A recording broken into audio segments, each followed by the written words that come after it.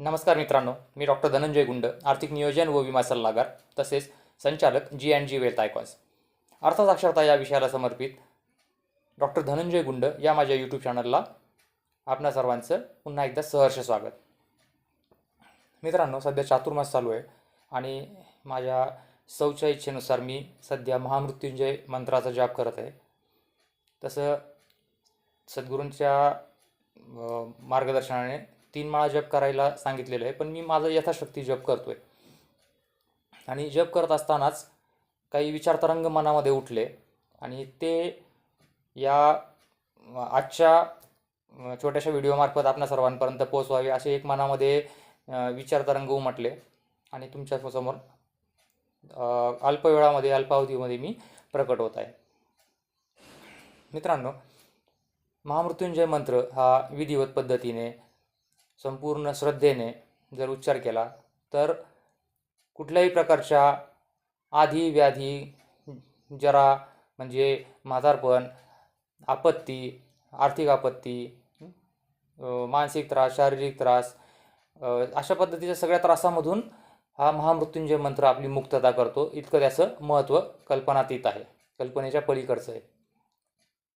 महामृत्युंजय मंत्रामधले जे अक्षर आहेत किंवा जो त्याचा बोल आहेत ते असे आहेत: ओम त्र्यंबकम यजामहे सुगंधिम पुष्टिवर्धनम उर्वारुक्मी वबंधनात मृत्योर्मुक्षी यमामृतात. मित्रांनो, हे जरी सगळं खरं असलं तरी आजच्या धकाधकीच्या जीवनामध्ये, कलियुगामध्ये पहिली गोष्ट म्हणजे मंत्र जप करण्याची इच्छाशक्ती. दुसरी गोष्ट म्हणजे तो विधिवत पद्धतीने मंत्र जप करण्यासाठी लागणारे जे मार्गदर्शन आहे ते मिळणं. त्यानंतर आपल्या मंत्रजपामधील किंवा साधनेमधील सातत्यता आणि अशा अनेक गोष्टी येतात की जीवनशैली की त्यामुळे हा मंत्राचा जप जो आहे आपल्याला पुराणकाळापासून आपल्या पूर्वाचार्यांनी सांगितले असून सुद्धा आपल्या आचरणाचा भाग होऊ शकलेला नाही आहे. बऱ्याच अंशी असं बघण्यात येतं की हे काही आचरणात आणलेलं बऱ्याचशा जनसंख्येमध्ये दिसत नाही. परंतु भगवंताने गीतेमध्ये, श्रीकृष्णाने आणखी सोपं करून सांगितलेलं आहे. गीतेमधला एक श्लोक आहे, 9व्या अध्यायातला 22वा श्लोक: अनन्यश्चिंतयन्तो माम ये जनाः पर्युपासते तेषां नित्याभियुक्तानां योगक्षेमं वहाम्यहम्. म्हणजे काय तर जे लोक किंवा ज्या व्यक्ती अनन्य भावाने माझं चिंतन करतात आणि चिंतन करता करता माझी उपासना किंवा भक्ती करतात, माझी पूजा अर्चना करतात, त्यांच्या म्हणजे पुढच्या चरणामधलं तेषां नित्याभियुक्तानां, त्यांच्या ज्या काही आवश्यकता आहेत, त्यांच्या गरजा आहेत, त्यांच्या सगळ्या ज्या काही इच्छा आकांक्षा आहेत त्या सगळ्या आणि त्यांचं आतापर्यंत त्यांच्याकडे त्यांनी जे काही अर्जित केलेलं आहे त्याचं रक्षण करणं, या सगळ्याचा त्यांचा योगक्षेम आहे हा मी चालवतो.